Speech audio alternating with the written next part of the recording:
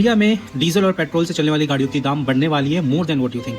कैसे? चलो मैं डिस्क्राइब करके बताता हूँ। E10, E20, E30 इसका मतलब क्या है? तो देखो, पेट्रोलियम जितने भी सब्सटेंसेस होते हैं उनको जलाने पे बहुत ज्यादा पोल्यूशन पैदा होता है, जिसको हम लोग कहते हैं पार्टिकुलेट मैटर। इसमें हम जो पोल्यूशन कम करने के लिए मिलाया जाता है इथेनॉल, तो यानी कि नाइट्रोजन, सल्फर या फिर कार्बन से बनने वाले जितने भी ऑक्साइड है वो कम मात्रा में बनते हैं in the comparison of pure 100% petroleum fuel. So India में मेजरली 2020 तक बन रही थी E10 यानी कि इथेनॉल जो 10% मिला पड़ा है पेट्रोल के अंदर, उससे चलने वाली गाड़ियां सपोर्टेबल थी, जिसको हम लोग कहते हैं BS4 क्लास की गाड़ियां। यानी कि इस क्लास के अंदर जो गाड़ियां होती है वो इथेनॉल 10% तक को झेल सकती है, जिससे कि इंजन कम खराब होता है। अब ऐसा नहीं खराब नहीं होता, खराब बिल्कुल होता है इथेनॉल डालने से, पर जिस हिसाब से गाड़ी को बनाया गया था, मॉडल जितनी भी गाड़ियां थी उनको बनाया गया था वो E10 के फ्यूल को यूज कर पा रही थी। पर 2020 के बाद हमारे इंडिया के गवर्नमेंट ने उस E20 को लागू कर दिया कि अब जितनी भी मॉडल बनेगी वो E2 के हिसाब से बनेगी, यानी कि पेट्रोल में इथेनॉल की मात्रा 20% मिलाई जाएगी। अभी ये 2020 में ही पास हुआ था, पर अब बोला जा रहा है 2030 तक सारे गाड़ियों को E30 में कन्वर्ट करने के लिए, जिसकी वजह से अब गाड़ियों के जितने भी मॉडल हैं वो अब 30% इथेनॉल को यूज करने के हिसाब से उसके इंजन को बनाया जाएगा, जिससे कि मैन्युफैक्चरिंग कॉस्ट काफी ज्यादा हाई जाएगा, जिसकी वजह से गाड़ियों के दाम भी ज्यादा हाई जाएंगे। इंजन को भले ही नुकसान पहुंचेगा और कोरोजन यानी कि जंग लगने की संभावना और भी बढ़ जाती है